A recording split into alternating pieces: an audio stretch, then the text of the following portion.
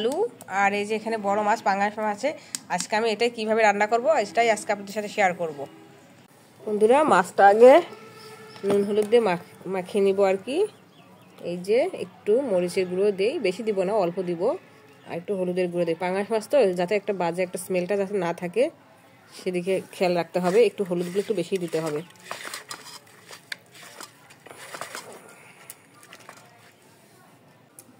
সরিষার তেল দিয়ে দিব।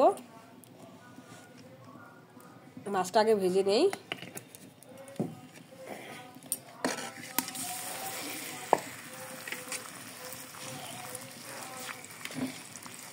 মাত্র 2 জন সদস্য খাই মাছটা, আর কেউ খাই না।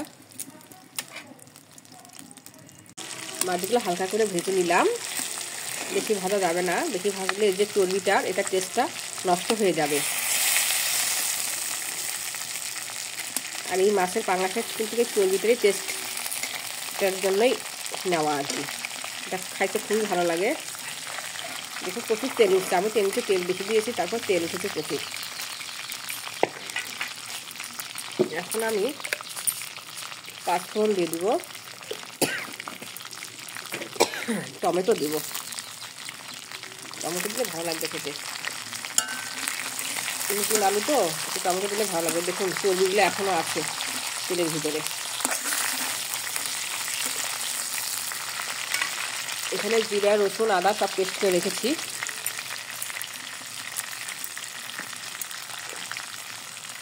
হলুদ দিয়ে দিই, এখানে লঙ্কার গুঁড়ো, পরিমাণ মতো লবণ। এরকম সবগুলো মশলা একসঙ্গে ভালো করে কষাতে হবে।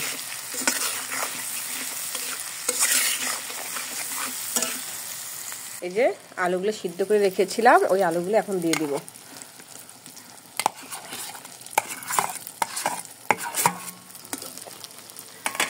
এখন এই আলুটা ভালো করে কষাতে হবে।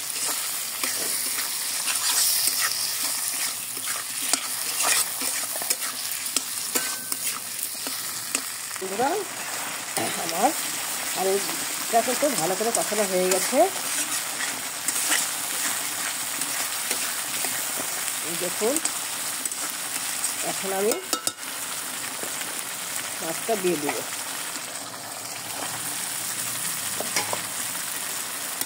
আর কিন্তু আমি কোনো পানি অ্যাড করবো না। আর 5 মিনিটে রেখে দিব।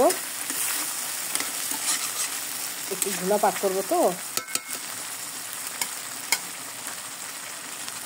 উপর দিয়ে একটু গরম মশলা, রাঁধুনি গরম মশলা একটু ছিটিয়ে দিই। এই যে বন্ধুরা, আমার পাঙ্গাস মাছের ভুনা নতুন আলুতে হয়ে গেছে। আর মেয়ের জন্য একটা ডিম দিয়েছি, মেয়ে মাছ খায় না, ওর জন্য একটা ডিম দিয়ে দিয়েছি।